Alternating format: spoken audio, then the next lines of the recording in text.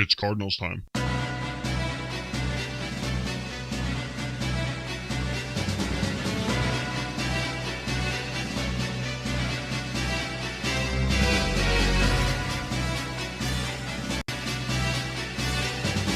Hey, everybody.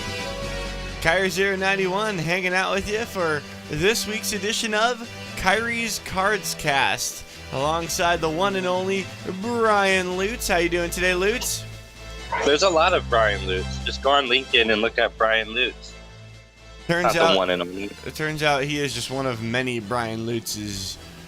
But I'd like to think we have somebody who's in the top 30% of all the Brian Lutzes. I don't know that, though. I don't know. I guess I really haven't. I haven't tested the Brian Lutz market lately, but I would feel like I was in the top 30%. Anyway, Brian Lutz is coming to us live from a place with a lot of background noise, so you're going to have to excuse that, but I assure you it'll still be the hottest takes in sports despite the noise in the background. I mean, I'm in a Dunkin' Donuts because America runs into Dunkin'. So it makes a lot of noise. Anyways, guys, we got a lot to get to today. I'll open with a little bit of Kairi news, just so you guys know why you haven't seen too much from me this season. But we also have we're going to talk about the week that was, week 2 of the NFL season, the Cardinals and the Colts. We're going to look forward to week 3, Monday night matchup, the Dallas Cowboys coming to town to take on our Cardinals. And then we're going to look around the NFL a little bit. Lutz is going to tell you where to put your money when it comes time to call up Vegas and place your bets and bet your children's college fund on sports. Lutz is going to tell you how to maximize that so you can send your kid to a decent school instead of sending them to a piece of shit state school like you were gonna, you fucking terrible parents. So we're going to help you get through all that today, so stick around. We got a great show. Like I said, I'm going to open with a little bit of Kairi-related news. I have joined... What have I joined? I have joined the Army National Guard. That's right. I am a member of I am a member of the U.S. military because I'm in the Army National Guard, which is awesome.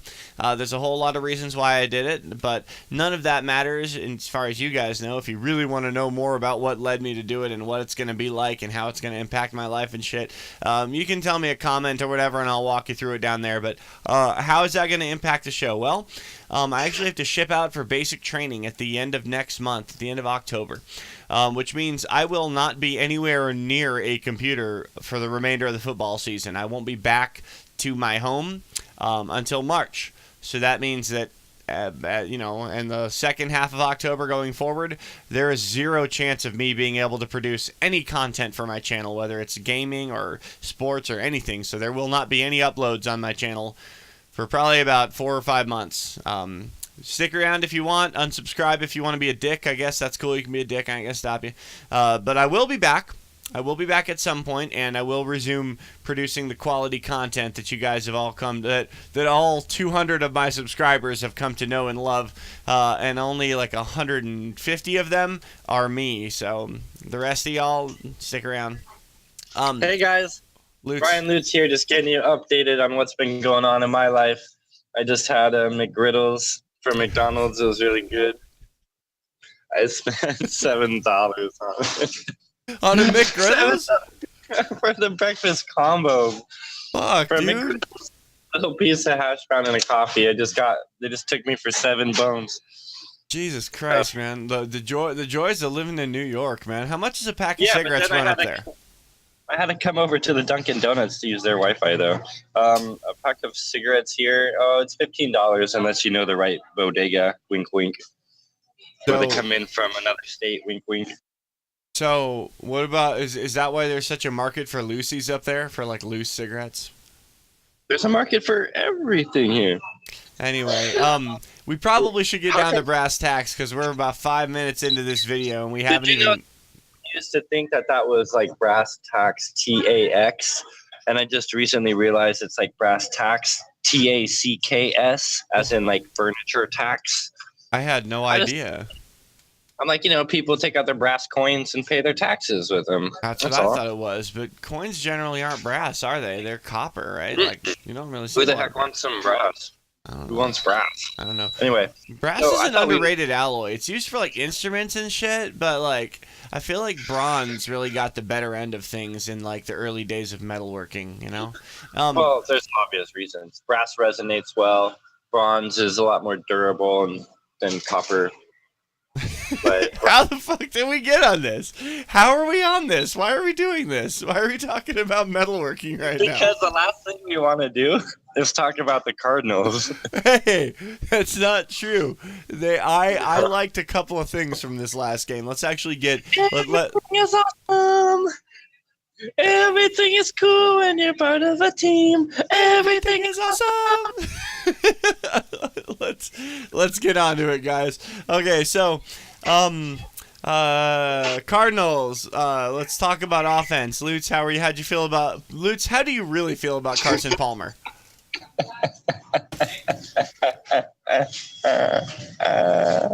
I'm glad you asked. Talk to me. Okay. So Carson Palmer, he's one of those guys that when we first signed him, I went, and you know who else did that? Steve Keim. He went, But here's the problem is there's like your dream quarterback, and then there's the market reality quarterbacks. And I think that Carson Palmer, it goes without saying, there was no better option for us at quarterback for, at least from 2013 for a few seasons on. So I still kind of believe that Carson, especially for our offense, like you're not going to put a better guy out there. But my frustration sort of is that ever since the Philadelphia game where Carson bent his finger, he hasn't been the same.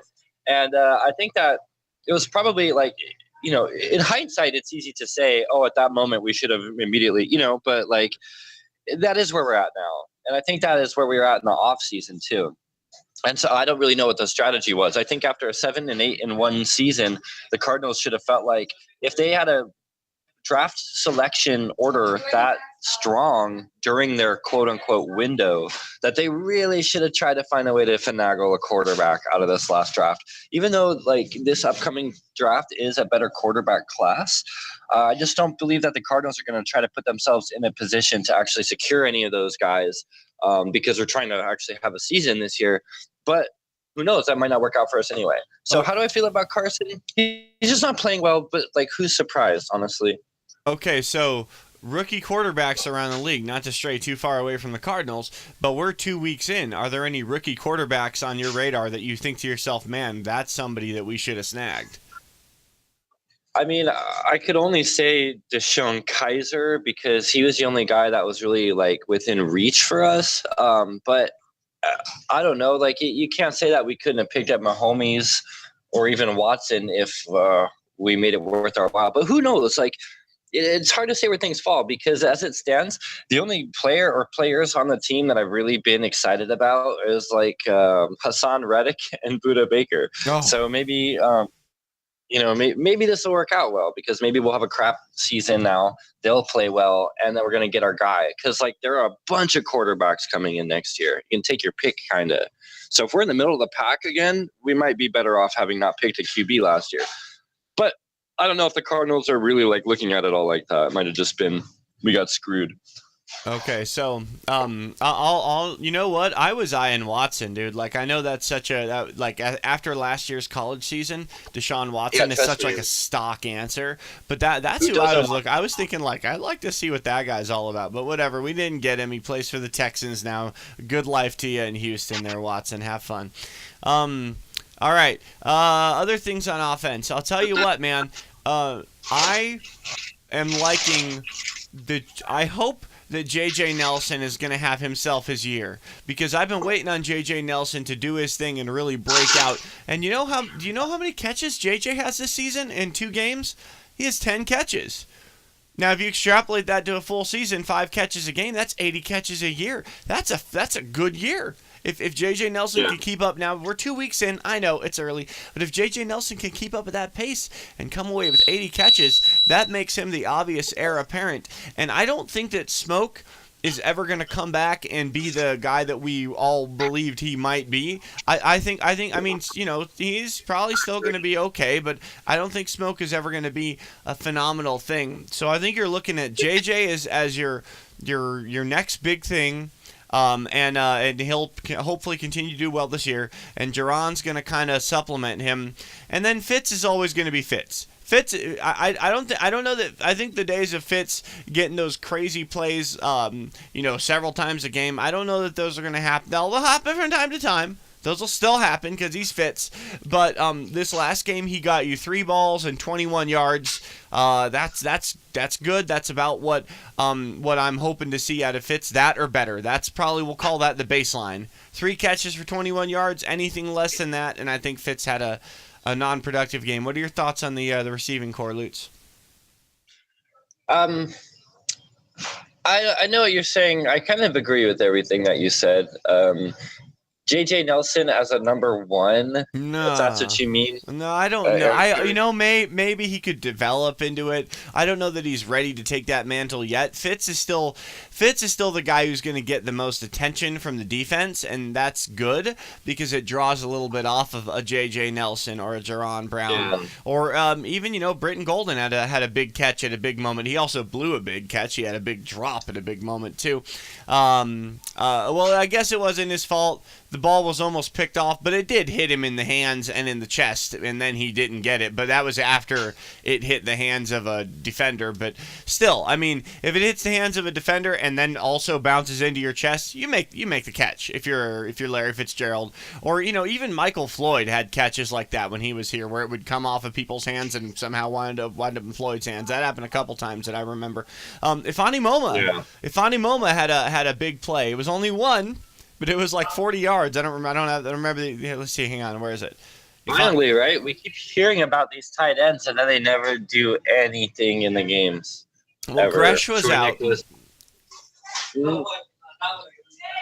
I know Gresh was out. Gresh didn't play, but you always hear about MoMA and Nicholas, and I haven't seen shit out of either of them. So it was cool to see MoMA get a big catch for 46 yards. It almost reminded me of the kind of that play, just that one play, reminded me of the kind of crap that we used to see out of Vernon goddamn Davis all the time, dude. It was that kind of play where you're just like, oh my god, he hit the tight end for 40 yards. When does that happen to the Cardinals ever?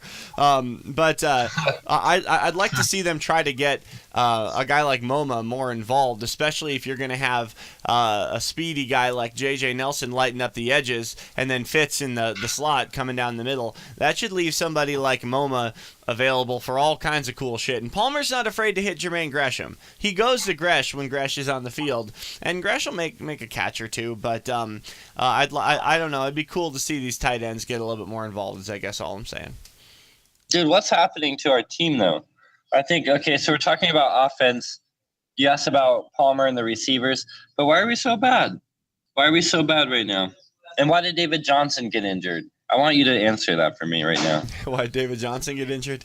Why did David Johnson get injured? Because it's fucking football and the football. Why did we lose to the Colts? We didn't lose to the Colts. Man, we lost. If the Colts took us to overtime, everything is awesome. I just don't know, dude. What? Palmer's done. Okay. Palmer's done. I don't even care. All right. Okay, right. Okay, but I mean, he did throw for 330 yards and an interception and a TD. That's what he does. That's what he does. He is horrible, and he pretty much lost us the game. But he just gets up there to where he's like number 5 in the weekly yard stats, and then Honey Badger or somebody else has to come and actually win the game. He was horrible. Nobody watching that game was like, yeah, but he got a touchdown, and dude, it was just like pathetic. 330 yards is not a horrible performance by a quarterback. I know what you're saying. What good is 300 yards if you lose the game? But, first of all, we didn't lose the game. Second of all, he let us down in crunch time. It almost reminded me, it was almost something a la John Skelton, who was also horrible. A guy that could get us down the field in that 2-minute drill, but then, the other 58 minutes of the game, played like shit. But the 2-minute drill was great. I'm trying to say what he did was good enough to beat in the clutch the worst team in the NFL. Right. That's what he did. And so this against, you can say, oh, well, he made that one great pass. Dude, that great pass at the very end to J.J. Nelson would have been so too little, way too late against every other team. Like, we would have been down 40 points by that point if he played like that. I agree. But keep in mind that, but that also wasn't his only great pass. There was a 3rd and 20 on that drive, if I remember correctly. There was a 3rd and 20 that it seemed pretty, it was cut and dry. We were not going to convert this. It's 3rd and 20. We're just going to try to get a couple yards off of it, or if we can, and then we'll just punt it away and hope for whatever. And instead he ends up converting it. Who did he hit? Was it Jerron Brown? I think it was Jerron Brown. He hit for the conversion right at the line to gain, and we ended up converting a 3rd and 20 on that same drive that led to the touchdown. I'm pretty sure that was that same drive. I don't remember for 100%, but I think so. Yeah. So, I don't know. We're screwed this year, don't you think? Do you really think we're going to turn it around? Do you think we're going to, have everybody sitting around, this campfire music starts playing, and Carson Palmer's just like, listen, guys, I know I haven't been very good, but from now on, I'm like the straight finger guy. I'm going to go out and kill it. I don't know. I will always come into every week with stupidly blind optimism about this team. That's just how I am. That's what I do. I will always come into we could be 0-15. I will always come into week 17 believing that we're going to finish the season 1-15 and we're about to win this game. I will always believe that. Whenever we would win a game, you'd say, well, at least we can't go whatever and however many losses be left in the season. That's true. I did say that back in the Skelton era, back in the day, between Warner and Palmer, that dark times. I would always say that as soon as we'd get win number 3, I'd be like, well, at least we know we're not going 2-14 because we got win number 3. So the worst we can do is 3-13. Yeah, that's true. I definitely did say that. I'm just sad because this is a lost season. I wasn't sure we were going to win the Super Bowl, but I was just glad that we actually had a Super Bowl contending team that we were fielding. And it's just it's a bummer that that's already over, man.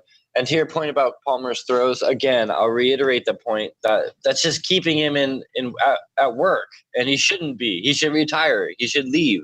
He should allow us to do something else. Almost want to say that for Larry Fitzgerald. Not that he has any. No, but listen to me. Not that he has any issue playing. It's just he's gone through this already, and it's dude, you played for the Cardinals. I'm sorry, they suck. So just retire. No, okay. First of all, you as a Cardinals fan or a Fitz fan specifically, you don't feel like he should try his hand with a contender before he retires? You don't feel like he deserves to go get a ring somewhere? No way. Just to go and grab a lunch pail somebody else's facilities. Let's get it. That'd be too weird for us, me and Larry. Okay, well, call him up and let him know how you feel. The last thing on offense we'll talk about is we'll talk a little bit about the run game and the O-line play, which was fucking terrible again, like always. The run game, CJ averaged 4 yards a carry on 11 carries. So I mean, not bad for a guy who's well past his prime, right? Chris Johnson. Chris Johnson appears and just played well. Is anybody surprised? I was. We just fucking cut him. We cut him in favor of Kerwin. We cut him in favor of Kerwin, Elijah Penny. These are all people that. What do you do when they end up being forced to sign you and having to play you? Do you go out there and you suck ass like a bum and make them all validated, or do you go out there and slice them up? He's slicing them up, man. He's Chris Johnson. He's probably going to be an overall better career back than David Johnson, because David Johnson is I'm not calling him fluky. He's super amazing, but we'll see. We'll see. It's very much too early to say that about. I hope it's too early, but you know what though? The truth about running backs, dude. The truth about running backs is that you get maybe 2 good seasons out of a star running back, and I hope that's not. Every now and then you get an Emmitt Smith or an Adrian Peterson or somebody like that goes on and tears it up for fucking a dozen years, right? But that is very atypical. Look at a guy like Maurice Jones-Drew. Do you remember there was a time when he was like the most sought-after running back in the NFL? He was the guy. He was the fucking stat king. He was going to go first overall in every single draft. Arian Foster. That's not even that long ago. Arian Foster ain't even that long ago, but Arian Foster had a few great seasons where he was at the top of the league. But I mean, he's a non-issue now, and he came into the league. I think he came in after Chris Johnson, right? So my point is that running backs don't have the shelf life that any other. They have the shortest. A running back will get you 2. They come in as a rookie. By year number 2, they blow up. Year number 3, they're okay. Year number 4, they're retiring. Like that, running backs are 2 to 3 year prospects. The really great ones are. So. Every now and then you get some crazy one like AP that goes on for a decade, but it's very uncommon. So we can only hope that this mess with David Johnson doesn't inhibit his ability and that David Johnson goes on to become one of those when he returns. That's my hope. But yeah, I mean, he plays with his arm. Plays with his arms a lot as a running back, so dislocating a wrist, I wonder how that's going to affect him. We'll say. Well, I mean, his claim to fame was his yards from scrimmage. Not his. I mean, his rushing yards were great, but his ability to catch the ball and you saw him, the beast mode, the shoving off defenders, man. When people are trying to tackle him and stiff arming guys to the ground like that, he did that. And if your wrist is, I don't know. I'm not trying to get down on David Johnson. I hope I'm wrong, and I hope he comes back, and I hope he's amazing. Let's talk about the O-line. There were a couple of serious miscues on the O-line. There were a couple of times when I was paying attention to it because I want to see Evan Boehm out there.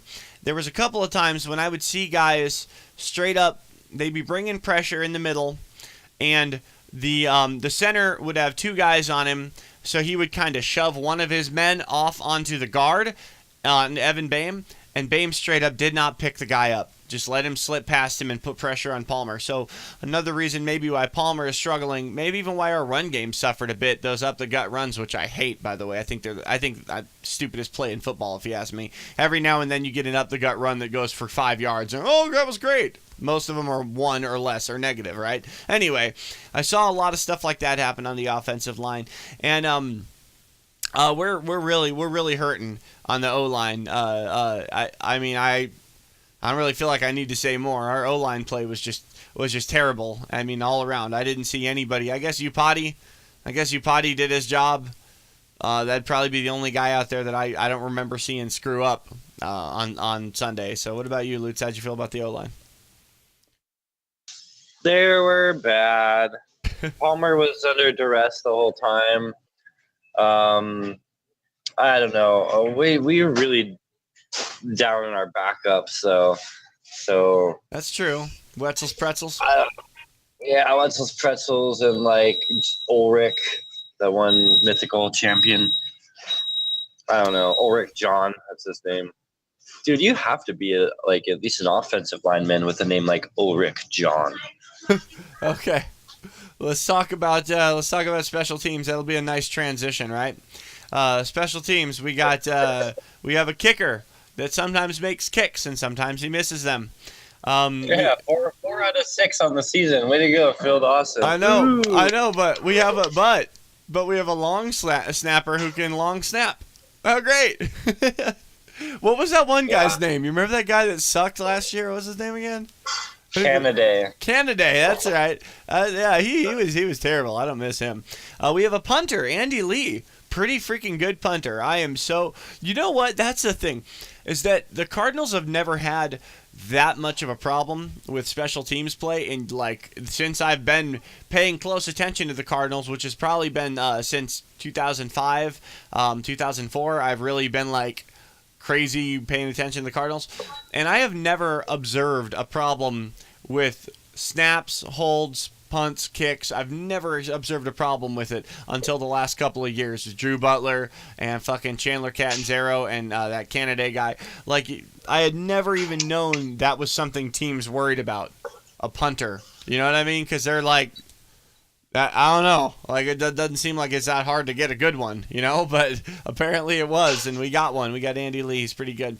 Phil Dawson's 106 years old. He still kicks like a 42-year-old though. It's crazy. Yeah, that was mad funny though. They iced him 4 out of 6. But it's funny because I agree that our special teams definitely is looking better right now.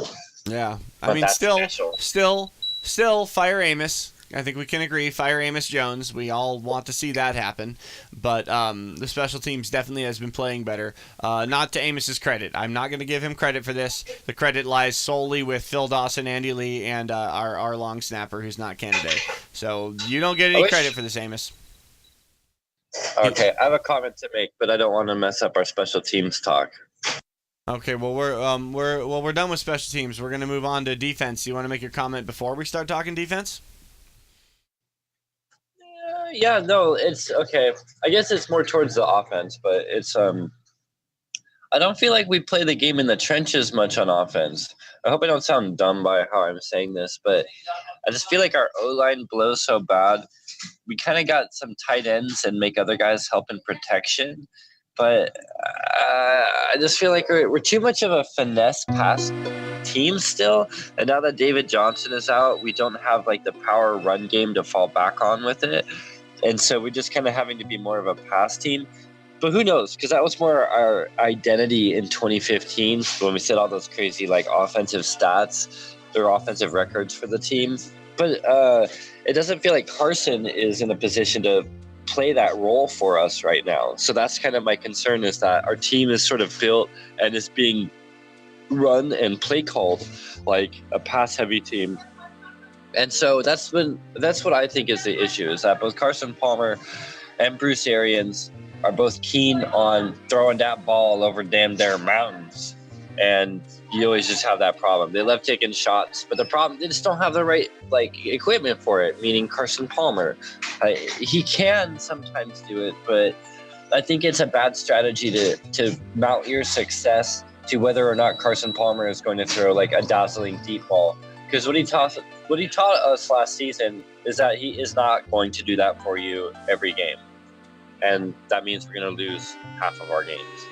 So isn't it weird that we're only like a season and a couple games removed from Carson Palmer being a legit, serious MVP candidate who actually received an MVP vote? Like that, like I mean, that was 2015, right? Like I mean, like yeah. that was Carson Palmer in 2015. He was an MVP candidate who actually got a vote for MVP and was in the real conversation. And it seems like so long ago. I mean, he's serviceable. He's not bad. He's not that bad. I don't look at him and say, oh, he's garbage. He's trash. He's fucking Max Hall. I don't say. Oh, yeah. Well, I mean, Max Hall did beat the Saints, but he beat the Saints. Yeah, I mean, no. Okay. Super Bowl champion Saints. The defending NFL champion Saints, he beat them. So, but you don't look at Palmer and say he's straight up terrible. But he's definitely. I don't even want to say the back nine of his career. He's closing it out, dude. He's got a couple of shots left on the 17th hole here, man. He's on the 17th green, So yeah, they're clapping a bit for him. They're revving up the cart already. So anyway, let's move on to defense. Lutz, how do you feel? I want to know, before I tell you guys how I feel about the defensive backs. I want to know what you think about Budda Baker, Justin Bethel, Tyrann Mathieu, and of course Patrick Peterson. Everyone knows about him, though. Okay. Well, initially I want to say that I feel like both of these games. Okay, so I didn't look at the time of possession for the Colts game, but I know that the defense was on the field way too long in the Lions game. And so because of that, I feel like it's going to be kind of hard to judge the guys. For instance, like Justin Bethel clearly started breaking down towards the end of the game with the Lions. But again, to my comment, I don't know how much of that is like he just shouldn't have been on the field for that long. And obviously his conditioning is probably not for a whole 60 minutes. Well, however many minutes he'd be on the field. But you know what I'm saying. So I'm still not like enamored with Justin Bethel, but I do like him. He does seem to be filling out the number 2 role. I don't know what the heck happened with Brandon Williams. Like, I keep trying to listen for him, but it doesn't. I don't know. I don't know if he's gonna ever come around, man. But he is really athletically gifted, and he is still learning this crazy position. Buda Baker, I saw him make a couple tackles. I don't really have much else to say on him other than he looks promising. And Tyrann Mathieu feels like he's kind of getting it back together, but not really. Like, I saw him, he was kind of chasing some people. And that interception yesterday, like, was the most opportunistic thing possible. I mean, Carlos Dansby was going to get that interception and almost destroyed Tyrann Mathieu in the process. So his effort at that interception was almost similar to his, like, death in the Philadelphia Eagles game. But at least in this case, that interception was critical to, like, turning the game for the Cardinals, unlike in the Philadelphia game where it was just a stat meaningless pattern. Fucking meaningless. Yeah, but I don't know. That's just kind of. Tyrann did have a very important open field tackle that forced a fourth down. It was I don't remember all the details of the play, but I do remember that it was third down. The Colts had the ball, and Brissett completed a short pass to somebody, and the guy shook his initial tackler was like a linebacker or something. He shook the guy, and he was going for the line to gain. He was going to convert this first down, and Mathieu open field 1-on-1, just him and the ball carrier, and Mathieu brought him down. And that was, I mean, that's his fucking job. But it's for a smaller guy like Mathieu to be able to bring down whoever this person was, in the open field 1-on-1 when the guy was in full stride, that was great. That's what I wanted to see out of Mathieu was a good solid open field tackle, or 10 would have been nice, but and then of course he did have that pick, and he was smart enough to down the ball before something bad happened because we were already in field goal range. So all in all, and by the way, time of possession 29-33, 29 minutes for us, 33 for them. So yeah, that's not that bad. It's not that bad. It's not that bad, but it felt worse than it was because we kept going 3 and out, but so did they. But it's when you have those when we go 3 and out, then they go 3 and out, then we go 3. It's like the defense is just kind of running on and off the field. Yeah, we're evenly matched on time of possession, kinda, but there's still a lot of running on and off the field. If you see what I'm saying, so yeah, it'd be nice to have long, sustained drives where the defense can kind of chill on the sideline for like 8 or 9 minutes of game clock, But I don't know. Bethel. Did you already talk about Bethel? I want to talk about Bethel. Bethel is doing well enough across from Peterson. The only problem is that, okay, the guys, what was the guy's name? The receiver for Doyle? Something Doyle. Okay, that Doyle guy kept lighting us up because Bethel was covering him and he was on the other side opposite, right, from Peterson. Peterson was covering T.Y. Hilton. T.Y. Hilton had a few catches, not much, but nothing crazy. So that's always going to happen to Bethel. He's always going to get picked on because he's on opposite. No one's going to throw to the guy being covered by Peterson. They're always going to go to the other side. So whoever is opposite Peterson is always, always, always going to be held to a higher level of scrutiny than probably any other cornerback in the league because nobody's going to throw to Peterson. So I don't know. That's my thought. All right. At least we have Peterson. But yeah, Bethel's bad. We can. Bethel's the worst. No, he's not. Bethel's coming along. I mean, he's no Gerard, but he's coming along. God damn it! No, why'd you bring that guy up? Screw you, man. Because you love winning. All right. So that's enough about. Oh no, let's talk about the front seven. Let's talk about the front seven. Yeah. How'd you feel about this Chandler Jones?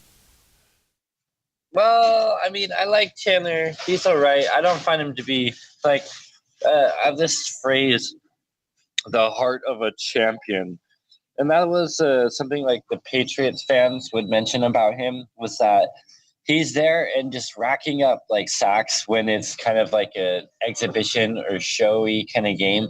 But that when it's a intense, like he never makes that set like strip fumble or that sack fumble at that critical third down. You know what I mean? Like to win the championship game.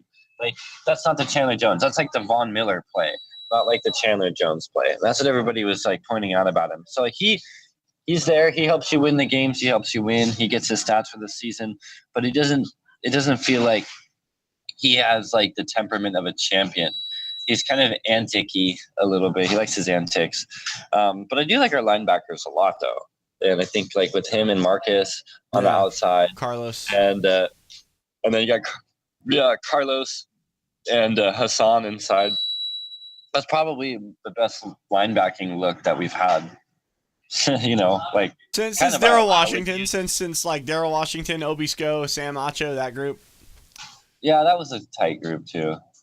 And then our defensive line is nice. I mean, we got like some big trucks up there.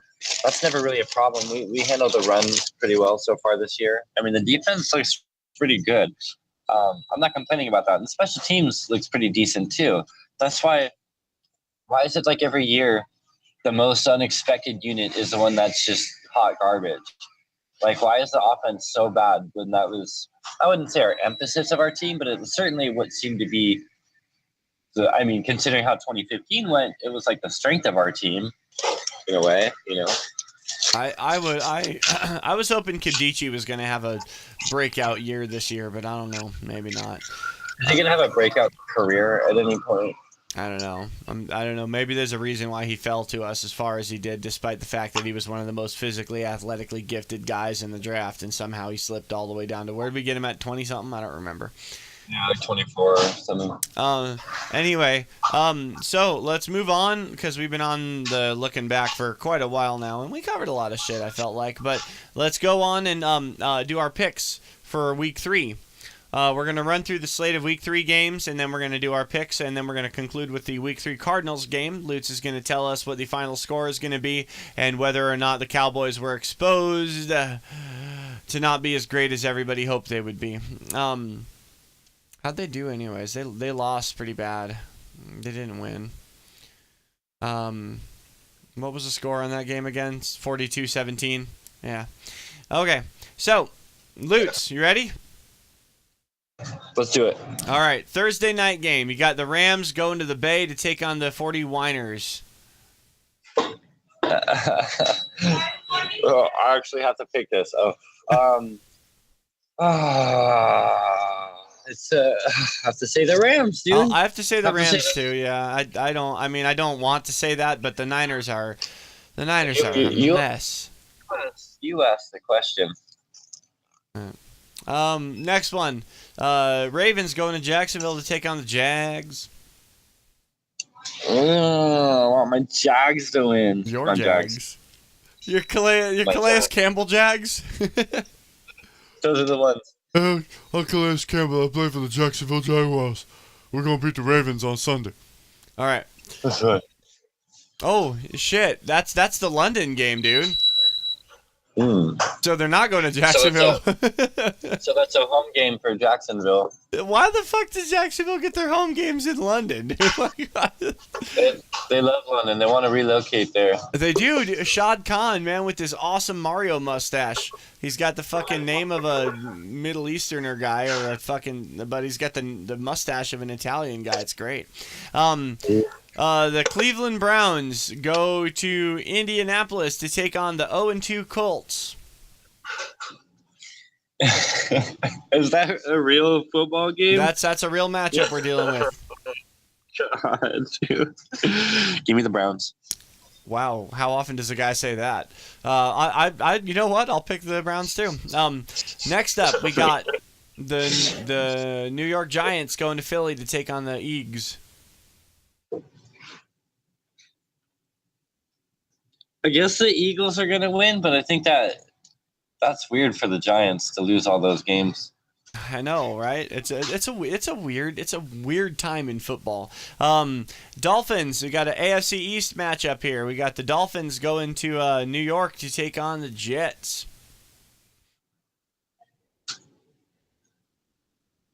The Dolphins, because the other team's the Jets. Because the other team is the Jets. The Broncos going to upstate New York to take on your Buffalo Bills. The Broncos? Yeah, I think the Broncos are Yeah. probably. I think the Broncos are probably going to win. Simeon fucking ripped it up, dude. Did you watch any of that game? Yeah, I did. And just like Simeon rips it up, just like every Patriots quarterback rips it up, from Jacoby Brissett to Garoppolo. It's so annoying. So annoying. All right, go on. Hang on. I'm getting the box score up on that game because I kind of want to tell you something, dude. Trevor Simeon was 22 out of 32, 231 yards, and 4 touchdowns. 4 touchdowns against the Dallas Cowboys last week, or like 2 days ago, whenever the fuck they played. Simeon played really, really well. I thought. I mean, it's only 230 yards, but I watched almost that entire game. It felt like a whole lot more than 200 yards, but I don't know. I guess it wasn't in real life. Next, who did we just do? Broncos at Bills. We got the next one. We got an NFC South matchup. Saints going to Carolina to take on your Carolina Cam Newtons. Why are these games? Why did these games sound so bad right now? I know this one sounds rough too, doesn't it? I guess the Saints, dude. This season it's just going to be all a bunch of 8-8 teams facing off in the Super Bowl. Steelers at Chicago Bears. The Steelers. Yeah, the Steelers. The Atlanta Falcons going to Detroit to take on the Lions. Oh, the Lions. Really? Thank God. Beat those stupid Falcons. Yeah, I hate the Falcons. And the Lions are good right now. I'm going to disagree with you on this one. I think the Falcons will win this game, but Okay. I'm pissed at the Lions right now because they beat us in week 1. So I want them to lose. I want them to lose the rest of the season, but whatever. Then we got the Buccaneers going to Minnesota to take on the Vikings. Another rough one. That's an interesting one. I feel like the Bucs are a better team, but Minnesota's kind of gotten like beat around a little bit. I could see them bouncing back by taking advantage of a slightly younger team, less experienced Bucs team. So I'm gonna go ahead and pick the Vikings. Mm-hmm. But I do think the Bucs are a better team overall. Texans at Patriots.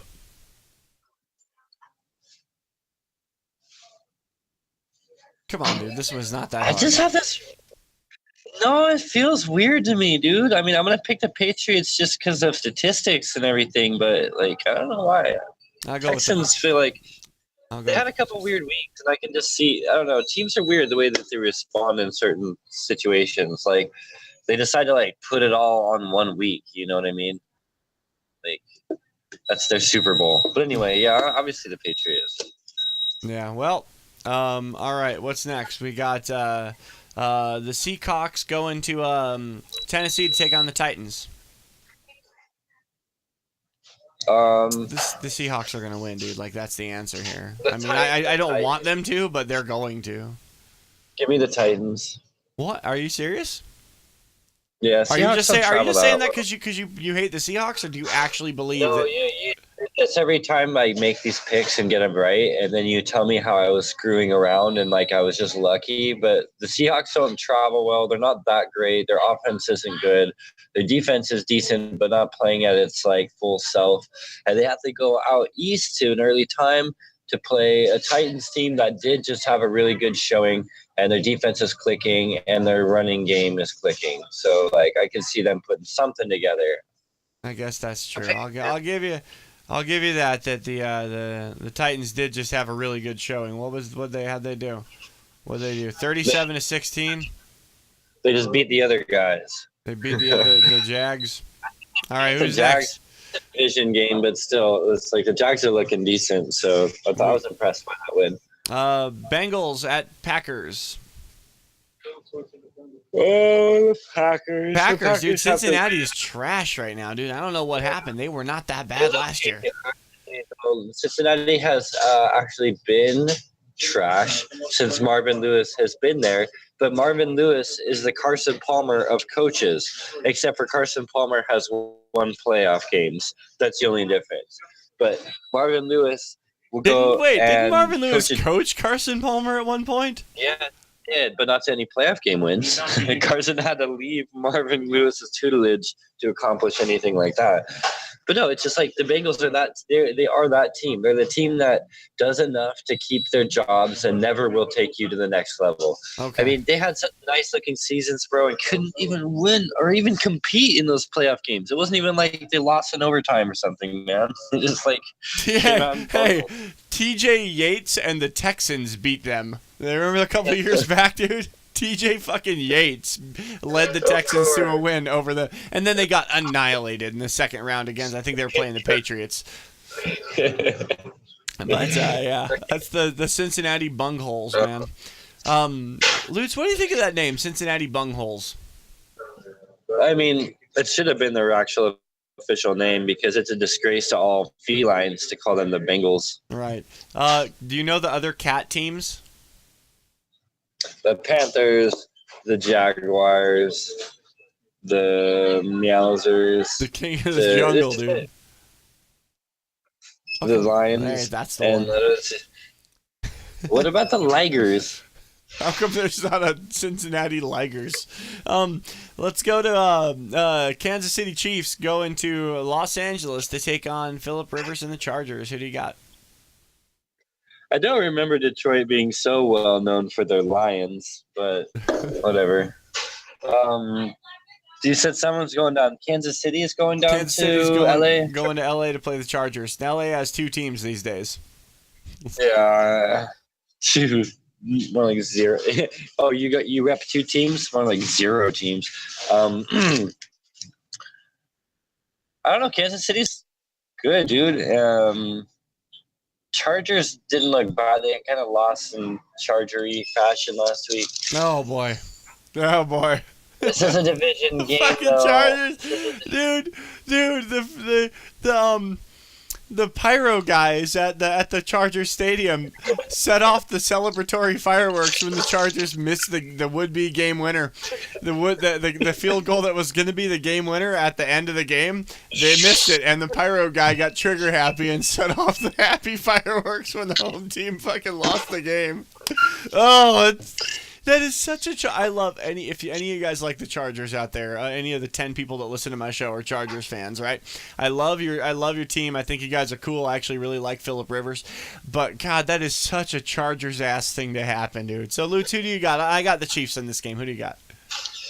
I mean, I should pick the Chiefs, but yeah, I'm going to pick the Chiefs. They're probably going to go 3-0. I was going to pick the Chargers because the Chargers lost a heartbreaker last week like that.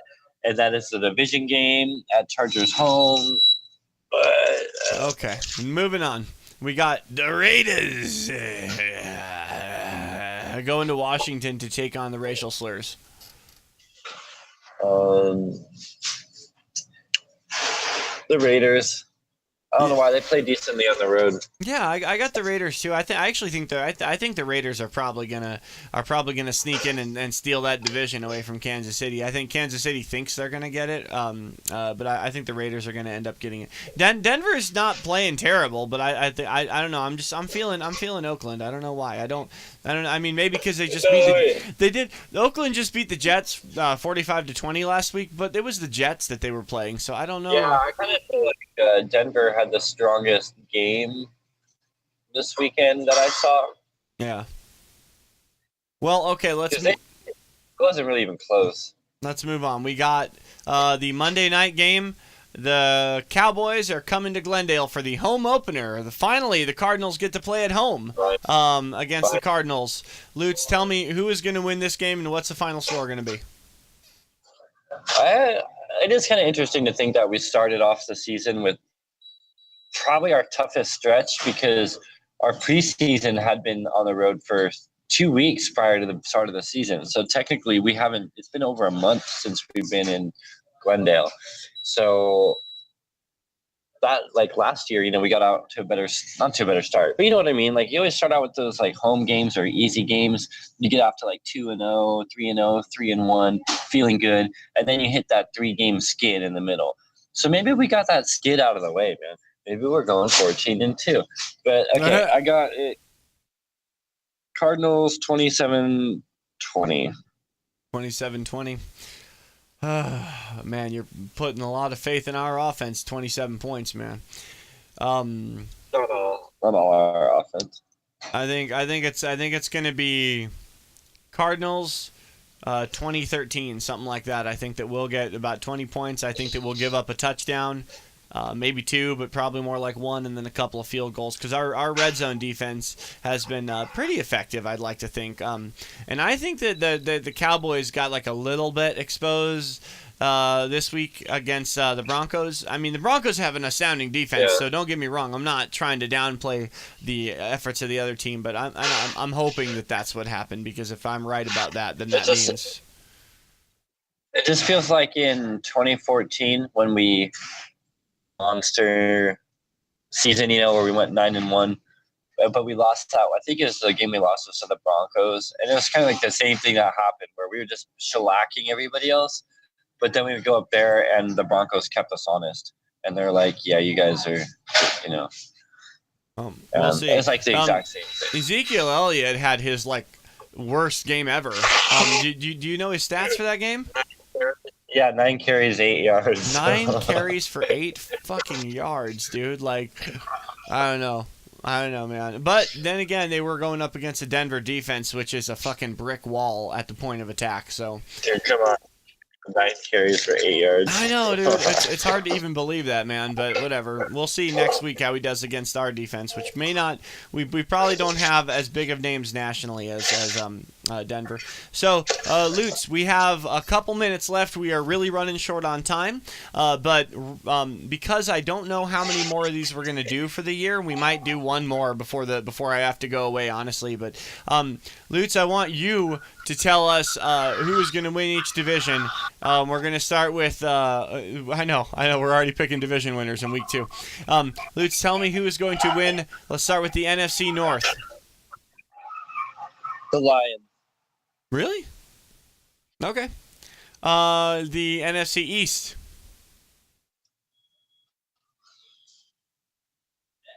The Eagles. Okay. All right. NFC South. Like that one's important, but go ahead and tell us anyway.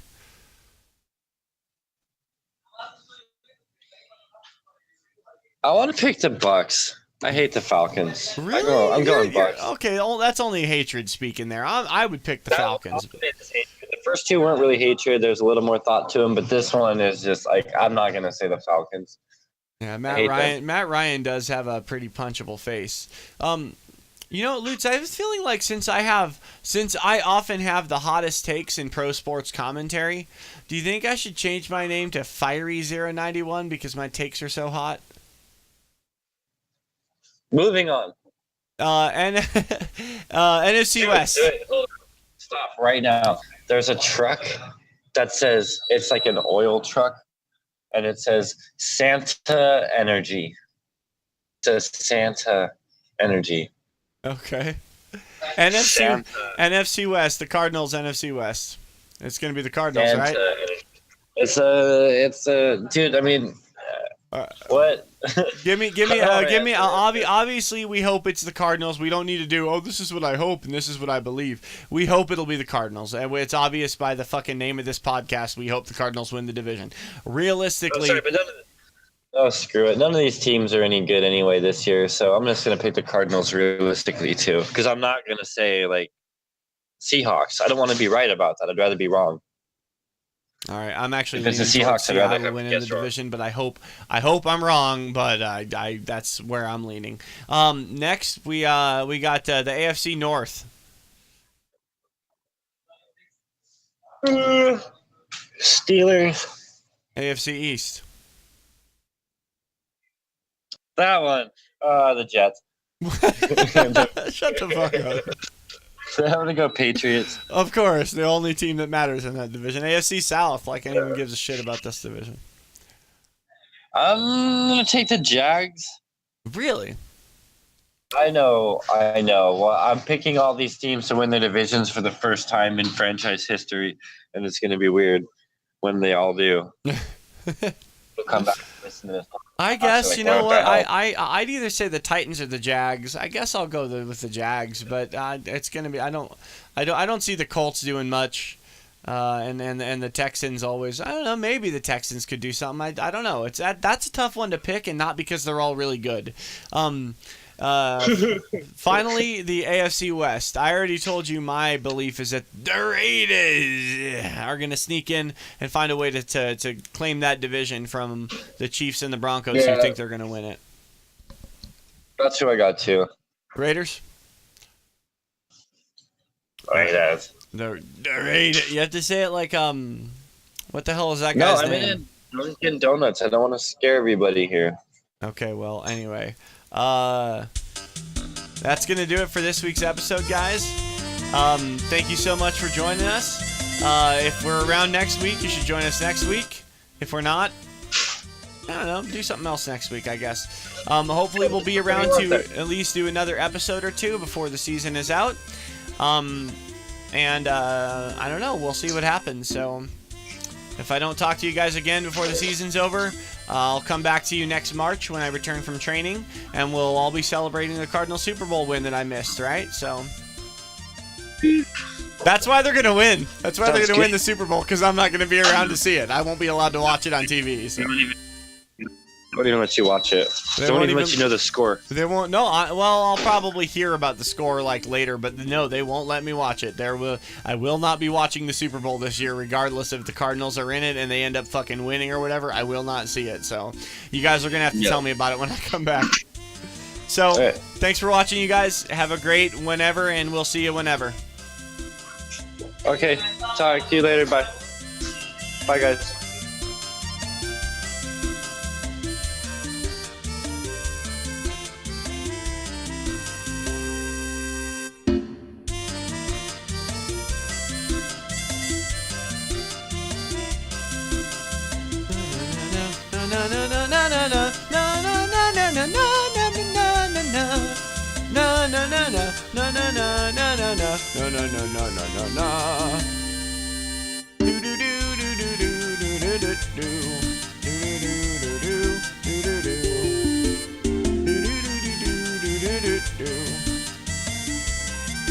Na na na na